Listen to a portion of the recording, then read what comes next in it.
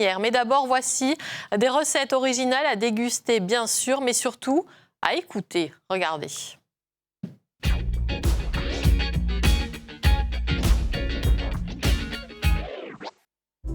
Je viens aujourd'hui vous apprendre une recette. Pour faire une bonne tarte, il faut surtout une bonne pâte. La passion de Paul Pariante, c'est la cuisine. 40 ans derrière les fourneaux, 8 livres de recettes sur son terroir du Vigan et toujours la même envie, transmettre son savoir. Alors pourquoi pas le faire en musique? Sel, celui qui n'aime pas lire, il passe le CD et il entend presque, enfin du moins il voit la même chose, sauf que là il y a de la musique. Alors on dit que la musique adoucit les mœurs, mais là en fait elle permet d'apprendre un peu mieux, ou disons, on apprend avec plus d'entrain. C'est un son plein de sourires dans un climat tendu qui espère et respire dans cette époque tordue. C'est en découvrant la vie et la musique de Grand Corps Malade à la télé que Paul Pariante a eu l'idée de mettre sa cuisine en chanson.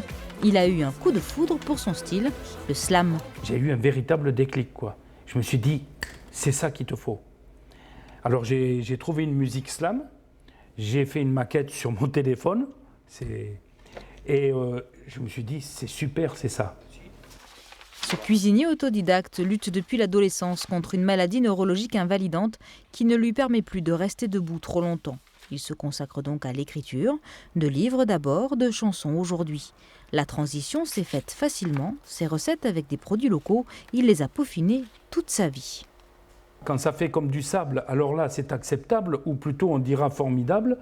Je veux dire, c'est exactement ça. On mélange la farine avec le beurre, et quand ça fait comme du sable, alors là c'est acceptable. On va pouvoir continuer la recette.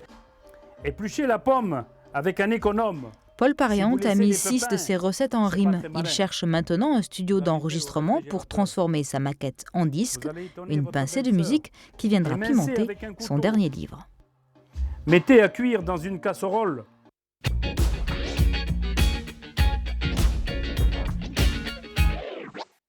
Du haut de Lozère, la marque phare de cette laiterie est devenue réductrice. Car depuis peu, le